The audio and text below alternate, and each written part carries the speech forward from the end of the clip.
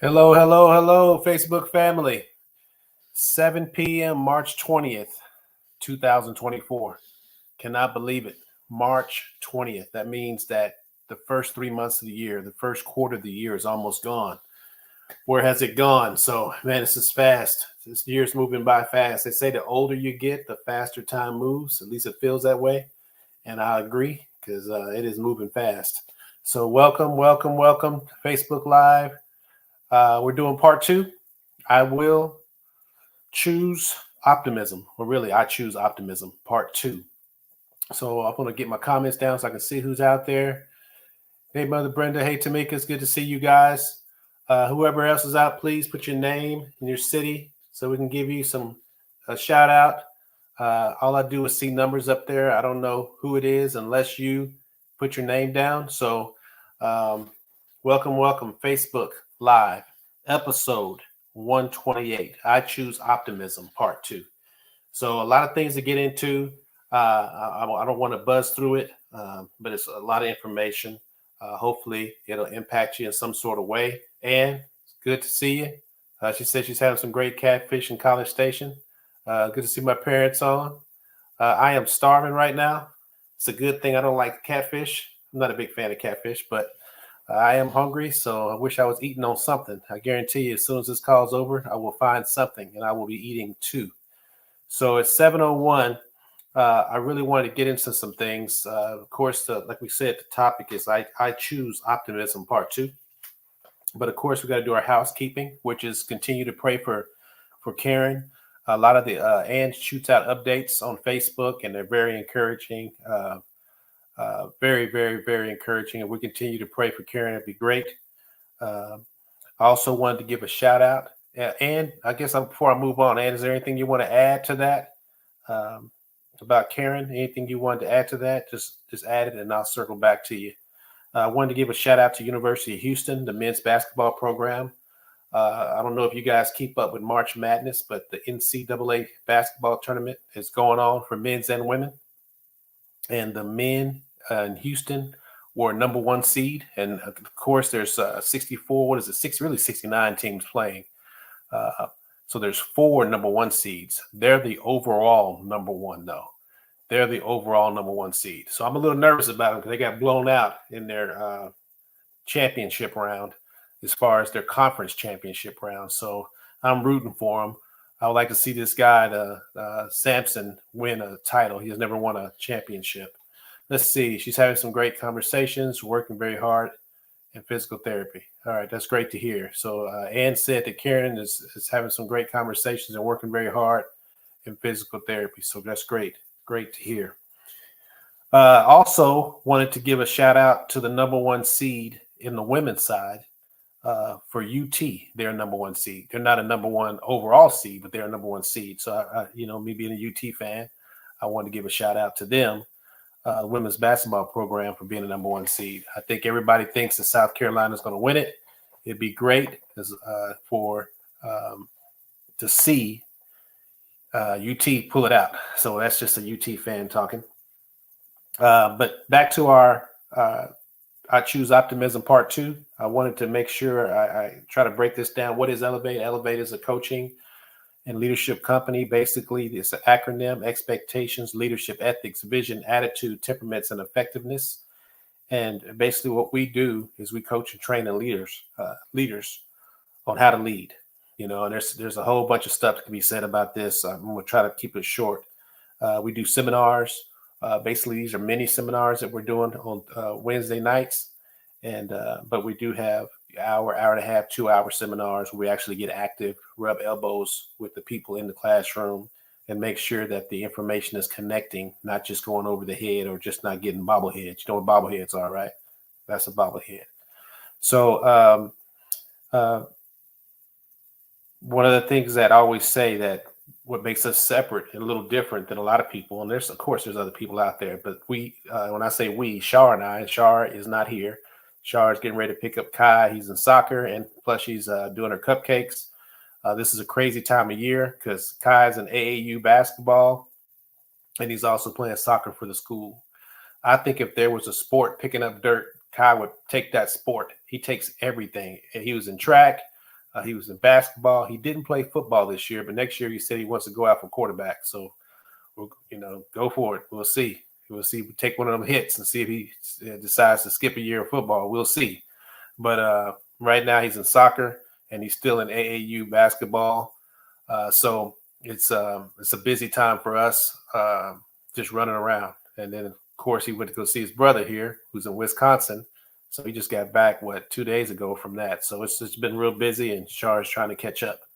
So when I say we are doers. So when we go back to coaching and talk about elevate, what separates us is there's really three types of people that are coaches out there. And there's doers, there's deputies, and then there's degreed. And I'll start with the bottom. The degreed are the people that have the paperwork. They have the masters or higher, and they've studied and they've interviewed, and they can tell you a whole bunch of great stuff about leadership, but they've never led. Then you got the deputies. Those are the inner circle people that were with the leader. They didn't lead it, but they were right next to him, and they were very important in making this thing happen. And I've been that too. Never been, I don't have master's or degrees or a bachelor's degree. I don't even have that. So I can't ever say I was a degree, but I can say I was a deputy a lot of times, and I can say I'm a doer. The third level and the highest level is the doer. That's the person that's out there, and they can tell you the gray areas. They can tell you the things that they wish they would have did different because they're actually making it happen. It's one thing to read words on a page. It's another thing to be down there making it happen. And we do it in several different ways. We've done it in the church. I've been in a ministry lead role before in the church, so I know what it's like to get down there and try to raise money. I know what it's like to evangelize. I was they called me the evangelist of the year 3 years in a row because that's what it was about. Once I understood that was about, I really focused on it. And so at the end of the day, nonprofit side and for-profit side, a little bit different animal, but principles are the same. So degreed, deputies, and doers. All right. So I also want to say who we are. I should say what our customers are. The Janes and the Joes are people that are just fresh in the leadership. They're hardworking people, but they just don't really know anything about leading. They want to lead. They want to be great at it. And then that's when you call your coaches. Curtis and Shar Carr. That's when you call us and give us a shot, and we'll show you some things. We'll do some evaluations, we'll do some worksheets, and then we'll go from there. So today, I want to do a quick review. Before I do that, how's everybody doing? I feel like I've been talking a mile a minute here. How's everybody doing? If you can give me one word to tell me how you're feeling, give me one word to tell me how you're feeling. I can start it off. I am feeling a little anxious, not worried, but just kind of like, I should say hyper. I'm feeling a little hyper right now. So I just stepped in the house. I ran up here, grabbed my laptop, ran up here, and got started. Tamika said positive and said better. That's good. That's good. One word to describe how you're feeling. We've got a couple people out there. I know we don't have that many people on the call today. This would be a good time to plug in. If you know anybody, please bring one person with you. We can double it in 1 week. My dad said full recovery mode. I guess I'll talk to him about that later.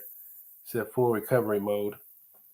But if we can just bring one person with us. And on YouTube, we haven't really pushed it.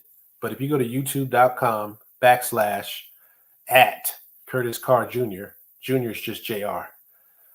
That's how you get us. And because we don't really push it. And it shows that on that page. We only have like 2 people that follow us on that page. So a lot of people want to know how to get to us on YouTube, and we failed to inform anybody. So it's youtube.com / hey, Aunt Stephanie, it's good to see you. YouTube, I wish I had Shar here because she can type. youtube.com / @ with the little @ sign, Curtis Carr Jr. And that's how you can pull this up on YouTube. So anyway, and hopefully you'll subscribe, and that way it'll pop up on your screen. So anyway, Mother Brenda said, awesome. Aunt Stephanie, we're using one word to describe how we're feeling today. One word to describe how we're feeling today. I said I was a little hyper right now, real hyper right now, trying to calm down. While Stephanie's putting that on, Aunt Stephanie's putting that on. I want to tell you guys what we plan on doing today. We're just going to play a 5 minute clip. It's a 5 minute clip. We're going to come back from the clip, get some takeaways, and then we're going to close out this optimism piece. Very important piece because it's just a word that's thrown around. And to me, it's one of the most dangerous things in our society. We throw words around like they don't have power. Words are the most powerful thing you can have. And the thing about it is you can shoot me with a gun, but I can hide behind a wall and you can miss me. But if I'm within earshot, I'm going to hear whatever words you tell me. Words are the most powerful thing. So we throw these words around sometimes, and I think we don't really understand the impact of them or really haven't dialed down. And then we just perpetuate it because we just keep saying it over and over again. And then the words kind of get diluted. They really don't have meaning. And then is being optimistic the same as positivity? What is it? It just gets diluted. So really want to dive into it. Aunt Stephanie said blessed. So I'm going to play this clip. And I get nervous every time I play a clip because I'm afraid I'm going to lose you. But I'm going to play this clip, and it's only 5 minutes. But she is called the Doctor of Optimism, and she actually does have a degree, a PhD in psychology. And this is a short little clip. And I just give me your takeaways when you come back. And I just want to see. I think it's very fruitful or beneficial, I should say, if we watch this clip. All right, give me 1 second. Tuesday and this morning, we are looking on the bright side of things to focus on how to practice optimism. Psychologist Dr. Deepika Chopra is known as the Optimism Doctor and is here to help. Good morning, Doctor. Good to see you. Good morning. It's so good to be here. Well, first of all, so what's the difference between optimism and positivity? How do you differentiate them? So I feel like people are always so surprised when I say positivity is not the first word that really comes to mind for me when I think about optimism. The first two words that come to mind to me are resiliency and curiosity. And so I think there's this misconception of what being optimistic is. And I think people just think that being optimistic is about being positive 24/7. And in reality, that's not possible. And so a true optimist is really someone that is very keenly aware of the setbacks and the roadblocks and the less than ideal situations. But the caveat is they see them as temporary and something that they have the ability to overcome, even if they don't know how or when. So it's really about this resiliency. Yeah, it's interesting because it's more realistic, I guess, than because you're dealing with roadblocks. So if you are optimistic, you're saying that you will not only be mentally better, but physically better. Yeah, so there is just a host of research done. I think we can all sort of agree that it makes sense that our emotional selves are better if we have a more optimistic mindset. But what I think so interesting is there's been a ton of research done, and optimistic people are sick less often. They have better cardiovascular health. They live longer. They thrive longer. So not just in terms of how many years they live. They have better support system, more able to reach their goals, and they just experience more positive mood. Right, you make better decisions. Yeah, you make more actually optimistic people more likely than not make more healthy decisions. And I think it makes sense because they can they can see who they are going to be in the future, and they kind of invest in that. Would you say that we're born optimists or pessimists, or is it a muscle we can kind of work on to get better at? You hit the target word. It's totally a muscle. So there is a lot of research to support that there is a genetic component.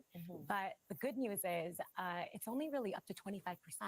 So the remaining part really can be learned. And so I like to look at optimism as a muscle and really this thing that's on a continuum. And so you often hear I just think I was born more pessimistic, or I'm a pessimist or an optimist. And I actually feel we are all sort of neither. We're all both. Right. So there are aspects of our life that we are more prone to being optimistic. And I know for me, I'm known as the optimism doctor, but I got to be honest, I am not the most optimistic person. Really? And my Achilles heel with optimism is really like medical stuff and health. So it depends on the different thing. The different thing. You may be optimistic about your kids and their future, but maybe your health is something else. Right. And so that's where my work lies. And so I think we're all on a continuum. And the good thing is, we can grow on that continuum, and there are actual exercises we can do to increase. In fact, you created this deck of cards called Things Are Looking Up. So how does it work? So this is a deck of cards. There's 52 of them, and they each have a science-based prompt or an actionable item that actually tells you what to do. So they're not affirmation cards. Okay. And they all work to increase your optimism and your resiliency and your joy. So can we try this? Yes. In fact, I'm gonna have you go first. Okay. Al. I'm gonna pick a card for you. Okay. Pick a It's like a card. magic Pick any card. Pick any card. Any card. All right. I've seen this on the. This is your card. I've seen this on the street. I lost a bunch of money. Just for today, instead of making a to-do list, make a to-da list or an I did it list. Yes. So what do you mean by that? So, I think we get bogged down and it can be very stressful for us to constantly think about all the things we need to do or we have to do. And oftentimes I hear people at the end of their day making a list for the following day of all the things they have to do. And I say, why not make a to-do list? These are all the things that I have accomplished today. Well, And like we often- gratitude for what you've done. Yeah, gratitude for what you've done. And you start to realize at the end, and I'm talking about small things Yeah. because those really matter. Right. You start to realize how accomplished you really are. And it's really about this sense of self-mastery and empowerment. You've got to make a big to-do list. You've got a lot of love things this. going on today. Really Dr. important. Chopra, thank you Interesting. so much. Really appreciate this. Great Yes. advice. Okay, wait, there's more. Oh, no, unfortunately, we're Oh, But I no do one. wanna take my card for later. You're going to take your what we're going to later. do? We're going to put this online. Okay. Okay, so Okay. people can check it out. This Hey, thanks for watching our YouTube channel. All right, guys. Were you able to hear it? I turned it up to the max. Were you guys able to hear it after I turned it up? I didn't think we had volume issues. I was so excited that I was able to get the video playing on the screen. And so did we have any, you did hear it? That's good, Aunt Linda. So basically, if you had some takeaways from it, I just want to highlight a couple things while you guys think about it. This lady is known to be the doctor of optimism. That's her nickname. And basically, if you go online or like this is going to be on YouTube. You can always go back to YouTube, get her name and look her up. She has those cards. I think they're really good. But basically she was saying, hey, you're born. And there, one thing I would have said different is, yes, if you're born and you have a melancholy temperament, you will be prone to being more negative, but like she said, it's a muscle. You can work on it. You can become more optimistic. You have to choose it. If you're the person that tends to be the life of the party, you're the other extreme of extrovert. That person will tend to be more optimistic. It's part of their trait. Reading closed captions. I like that to-do list. Awesome. So that, are you born? Yeah. You're where you are, your temperament. I think we talked about temperament before, the inborn traits that you're born with. We always say start off to figure out if you're introvert or extrovert, and then kind of go from there. But yes, it does make a difference. The other thing that she said is not positivity, and I'm going to go into that a little bit more. 718, Jesus, 718. And then the other thing I like that she said, it was on a continuum. So, I mean, it's not something that you could say, oh, I'm an optimist, I'm there, and then plant your flag, and that's just who you are forever. It's something that you always got to work on. You have that rough day, and then maybe one of your kids come to you and act sideways.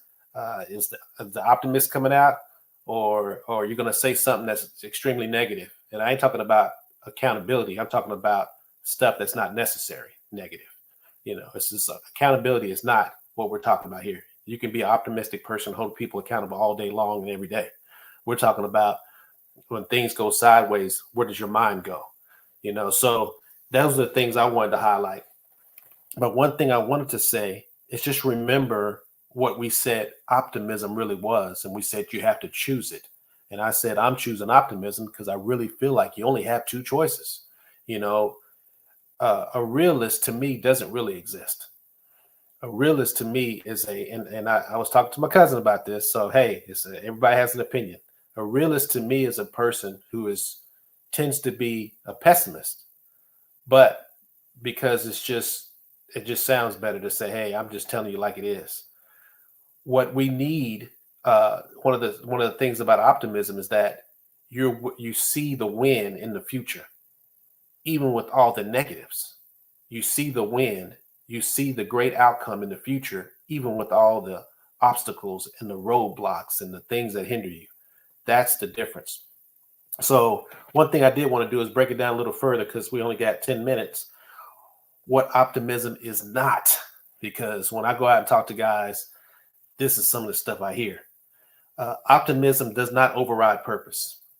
So uh, sometimes there's a need when you're working with teams to be wily.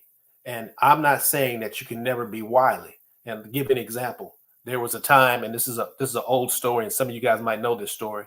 There was a time where these two prostitutes shared the same tent, and both the prostitutes had little babies. One of the babies was killed by one of the prostitutes on accident, rolled over, killed the baby. So the lady saw that her baby was dead, goes over, takes the other baby, and said that's hers. They went from court to court. Nobody can settle it because the other lady was like, that's not even my baby. And the other one was saying, yeah, this is my baby. So they go from court to court to court.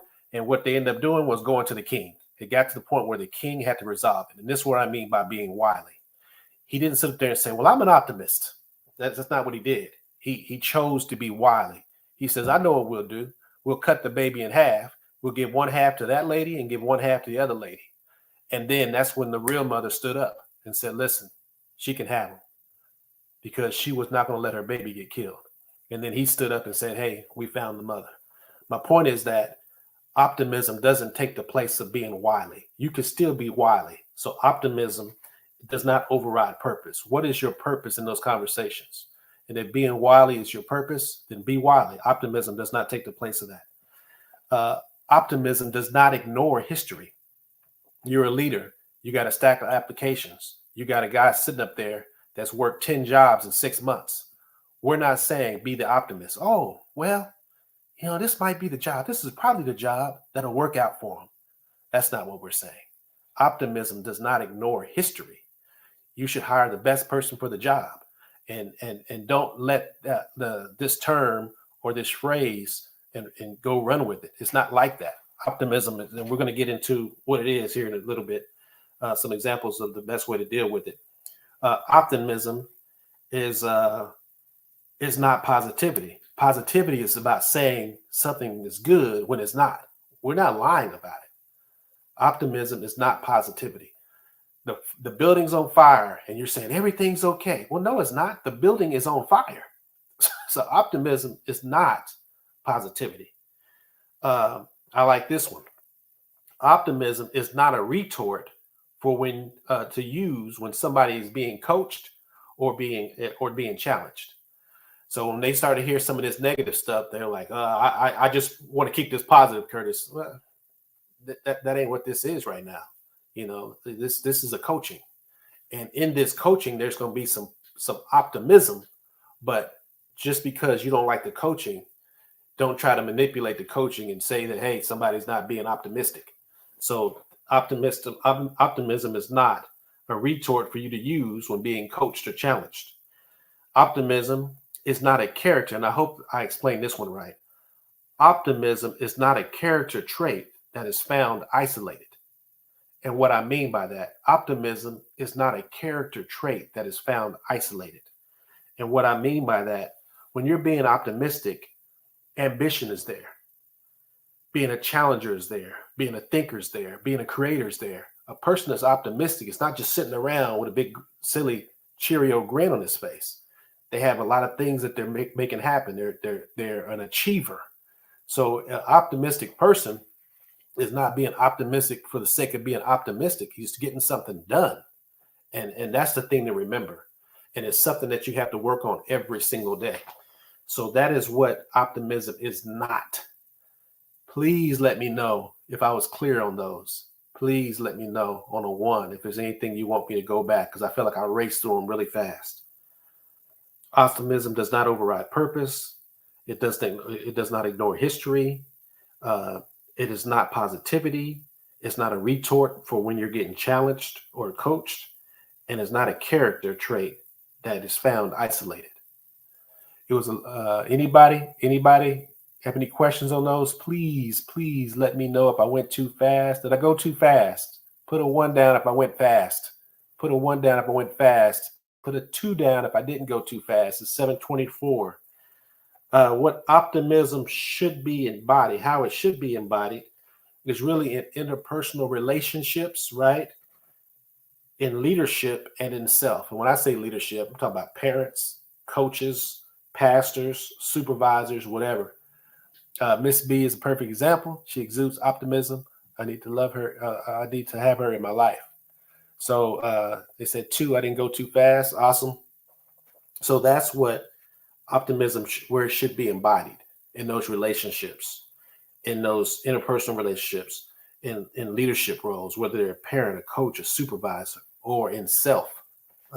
That's where it really should be embodied. But one thing I would like to say, and it's 7:25, and I feel like this is the fastest 30 minutes in social media. I really feel that way. Is that we got to be cautious, because there's a old saying that says, "For in much wisdom there is much sorrow, and whoever increases in knowledge increases in grief." So as you get older and you get wiser, you tend to get negative. It just goes to, you see more. You know, you've been through some things. It did go too fast. Mother Brenda, I could talk to you afterwards if there's anything, for sure, because I know I'm running out of time. But we can tend to be negative as we get older. So we have to be cautious, because just because we've seen a whole bunch doesn't mean that that we have to be pessimistic. The second point I would like to make is just keep the main thing the main thing. Optimism is like a tool, another tool that you have to use to make sure that you stay on point so you can be effective with people. It's not the main thing. And I know this is probably oversimplifying it, and I hope you guys forgive me if you think it's oversimplifying it. But in business, it's about sales and money. In the church, it's about souls. Business, sales, and money. Churches, about souls. If it's an organization, it's usually about the people, right? Soul. But at the end of the day, that's the main thing. And what happens all the time, and I remember talking about this with my dad, the main thing doesn't stay the main thing. And then when you look back, all these little problems happen. And then you're like, man, how all these problems happen? Because the main thing wasn't the main thing. So you take this optimism, you put it in your toolbox, and then you keep running with it. You know, keep running with it. You don't stop making the main thing the main thing. If you're in the business world, you better keep them sales going. You don't sit there and say, well, I'm working on being optimistic. You better keep them sales going and be optimistic while you're working on it. You know, so thank you, Ann. Thank you, Ann. The last thing I would say is be cautious. Be cautious is challenging, and you have to develop that muscle. That means you got to be intentional. And this is where it comes back to the words, the power of life and death in the tongue. We know that. People that ain't saved, they know that expression. They understand how powerful it is. And as a leader, we're supposed to shape perspectives and to give hope. And a lot of times we just forget that because of the stresses and the problems and the challenges. And what I'm saying is that we got to make sure that we're speaking life in those areas that are dead. Areas that you don't get movement is a sign that you're not speaking positive in those areas. It just is. Areas that are not growing means that you're not really speaking into those areas. And then there's no activity behind it, because there's that reaping and sowing principle. If you're actually sowing in that area, you will reap in that area. It's a promise. And lastly, look at it, 7:28. Lastly, I wanted to share a story, and I hope my dad don't get mad about this, but I wanted to share a story. There's a thing that there's a saying by Wayne Dyer. He's a motivational speaker. It's Dr. Wayne Dyer. He's passed away. But please like and share the podcast. Thank you. Wayne Dyer has a quote. He says, "Nobody knows enough to be a pessimist." Nobody knows enough to be a pessimist. And this is the story I wanted to share. So when I was 19, I got saved. Gave my life to Christ at a hot tub. It's a long story. Don't have time. But at the end of the day, I used to talk to my father about Christ or share stories with him. At that time, he wasn't saved. He ends up getting saved at a Promise Keeper conference. I was 23 or 24. Right before that happened, I want to say about 3 to 6 months before that happened, I had a conversation with him about Christ. And I don't know if I was witnessing to him, but there were some harsh words. Nothing that it was just like, hey, a lot of Christians can't organize their life or can't keep their life together. And what they end up doing is they end up trying to lean on Jesus because they can't get their life together. And I remember being so upset over that comment that after I hung up the phone with him, I don't even know if I told him this. After I hung up the phone with him, I remember going to prayer and saying, God, I ain't praying for him no more. That's what I said. I said, I ain't praying for my dad no more to get saved.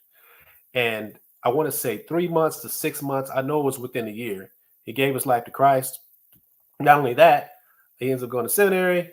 Not only that, he ends up starting the church. And I remember when he gave his life to Christ, I remember thinking in my mind, I will never, ever tell God what I won't pray for. And it goes back to that quote, no one knows enough to be pessimistic. I had no right saying that. I had no right to even think that way. But it was more emotional than it was just being the person I should have been. I should have looked at it as an obstacle, said, hey, it's just another opportunity. I got to go a different kind of way. But no, I shut down and I said, I got upset. So I know it's 7:30, but just remember optimism. You have to choose it. Remember what it's not. Please go back and check these out on YouTube. Please, on YouTube, if you can go and subscribe. We got 2 people subscribed on YouTube because we have not been talking about it. And we're going to clean that page up. That sounds like something I would have said back then. Yeah. So at the end of the day, it's a powerful story. But it also shows how you have to make sure, like I have to make sure that I stay optimistic. 7:31. Please, guys, I really thank you for coming on. I feel like I rushed it too much. I hope that there was something in there for you. Of course, we record these. You can always go back and look at them. Like I said on YouTube, if you go to youtube.com and / Curtis Carr Jr., that's where you'll find us, and you'll see 10s and 20s and 60s and 70s, 100 of these videos, and we're going to clean it up because it's definitely a work in progress. So please bring somebody with you next time so we can double up these numbers and see it grow. Also wanted to say, please be intentional, focus on growth, and elevate now. Thank you so much. I'm sorry for going so fast. I feel like I need to apologize to you guys. Sorry for going so fast. You guys have a good one. Thank you.